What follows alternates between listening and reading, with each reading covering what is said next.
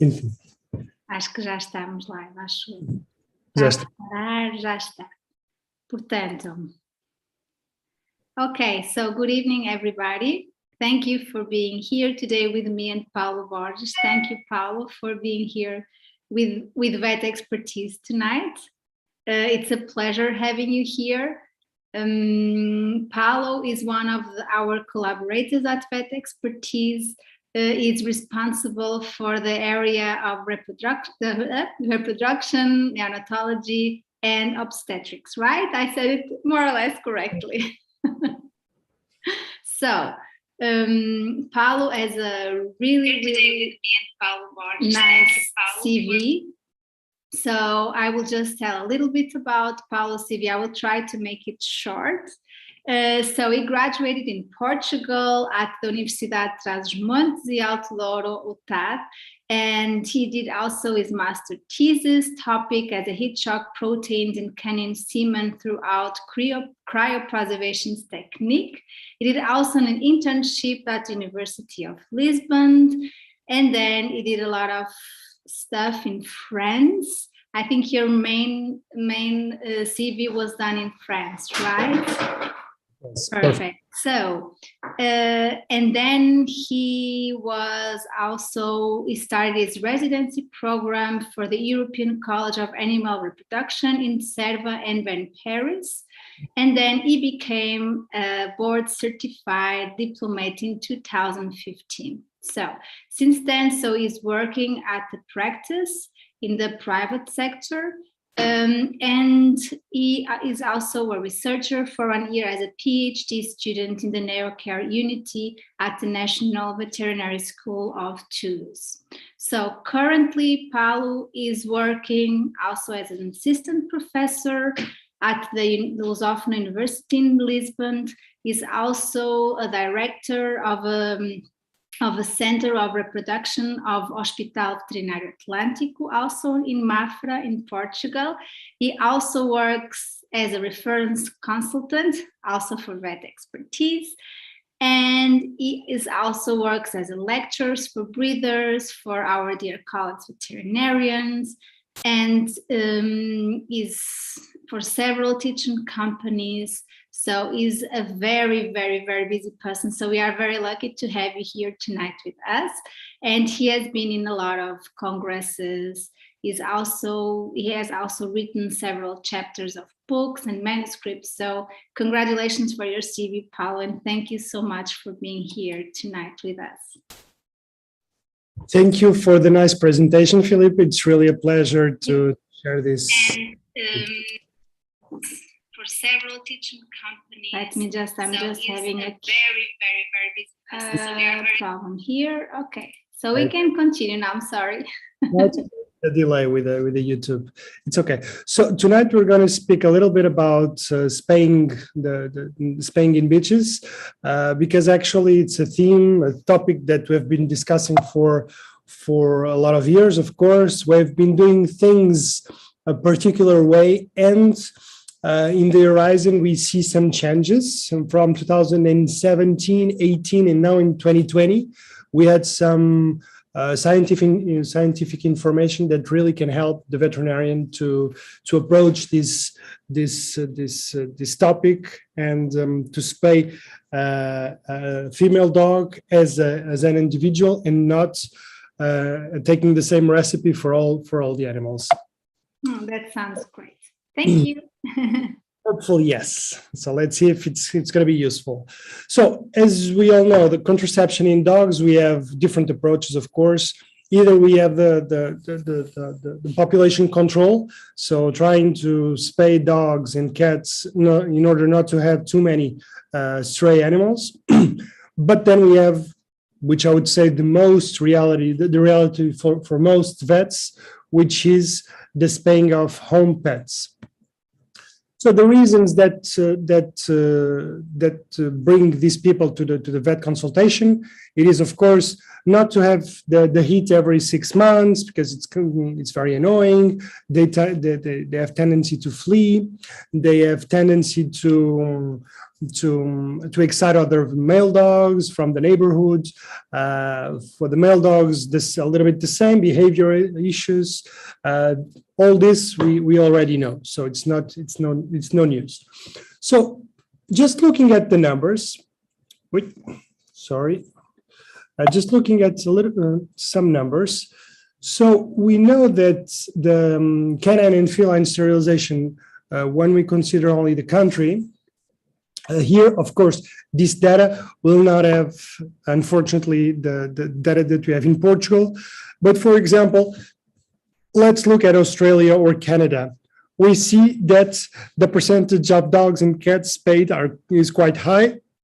But when we look at France, for example, we see that only 41% of dogs are spayed against 81%. Italy, a little bit the same reality. Spain, the same reality. So we know that dogs are less spayed than cats.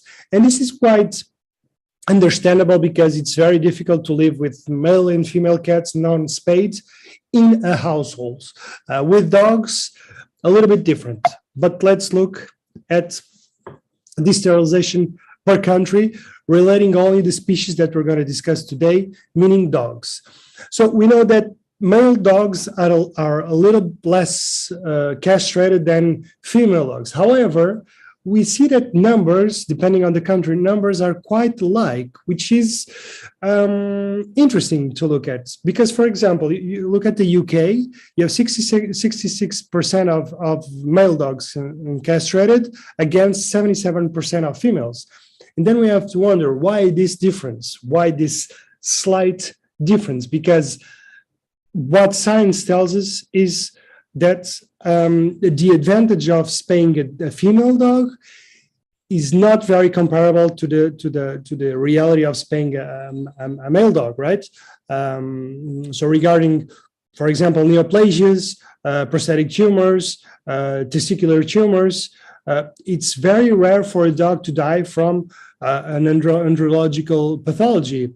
On the other side, we have, at least in the concept that we'll discuss today in detail, in the concept, we know that a mammary tumor can kill a female dog. A pyometra can kill a female dog. So it should be, female dogs should be spayed a lot more than male dogs. But as I told you in the beginning, we still have the mentality that an animal that is not intended to breed, it should be spayed. He or she should be spayed. Perhaps this is changing a little bit. So let's look at what is important. So in terms of health, what do we know, or what do we think we know so far? So what we know, and this is an interesting study from Hoffman 2013, which will tell us that we have a risk that will decrease of traumatic pathologies, infectious pathologies. And this is quite obvious because as a dog is not going to flee from a household, of course, less less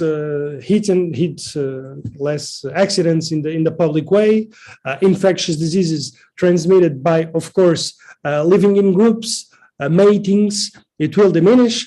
Degenerative vascular pathologies, metabolic pathologies, quite the same, and toxic pathologies are quite the same between entire and neuter dogs. What I'm doing is that I'm hiding half of the graph. So from this graph, we will understand, or we'll conclude that actually it is advantageous to spay males and females. However, what we know as well from this study is that the risk of developing a neoplastic or a neoplasia, or even an immune-mediated disease, will increase highly. So we should think about these two topics for the moment. Regarding this neoplasia increased risk, the most famous or the most studied, let's say, because it's not the famous, it's related to the studies that have been made. They concern cell transitional carcinoma, osteosarcomas, lymphomas, mast cell tumors mainly, then prostate cancer, but that's quite, the study is quite old. And then, of course, on the other hand, we'll have the melanomas, but especially mammary tumors, which we know that by spaying, we will reduce the incidence of mammary pathologies. Another study, this one is from Kent 2018, and it relates to female dogs, this one. So we will have around 300 animals. And what we can observe in this graph is that the likelihood of developing tumors, basically tumors, and you can see it's in most tumors, I cannot say all of them, but in most tumors, we have a very high percentage of spayed animals developing this kind of tumors. So this is very important to look at. Of course, this study has been done in the breed that we all know, Golden Retrievers, is probably one of the most studied breeds, I have to admit. And it is a breed that we know has a very high incidence of neoplasic pathologies. This is the same, I didn't put it here because it's not the topic of today, but if you look at male dogs, it is almost the same results that we have in female dogs in the same study. What about the longevity of neuter dogs, so spayed dogs? And according to this study, which included 2.2 million animals, so a lot of animals, it actually says that we have an increase of 23% of the lifespan of the animal. So it will live more than usual. The thing is that what are the conditions of outliving the old dates? The thing is that we possibly are reaching a conclusion, and this is not official, of course, but that animals that live longer have the tendency to develop other pathologies. This is the same as in human medicine. We live longer, we have more pathologies. So the thing is not, it is important not to only look at the age of the animal, but especially to look at the quality of life of those animals. Regarding immune infections, we talked about this previously, and what we see is basically the same thing. So we have entire females that will have less incidence of immune infections, for example, atopic dermatitis, immunohemolytic anemia, colitis, and so on. On the other hand, spayed females in some of these pathologies will really develop immune infections. And this kind of study is very interesting because in one hand, it's from 2016 and it has 90,000 dogs. So it's a very interesting study. So in my opinion, actually, when we look at spaying, first of all, we have to look at the individual. I'm not sure if there's a problem with the connectivity. Just received a message from, let's just wait a little bit.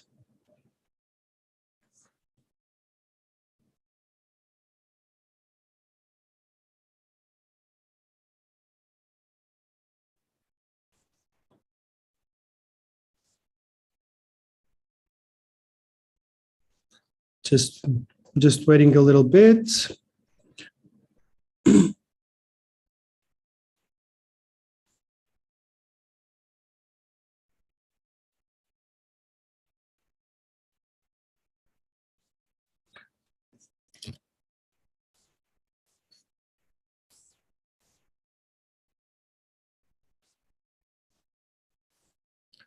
Apparently there's some technical issues.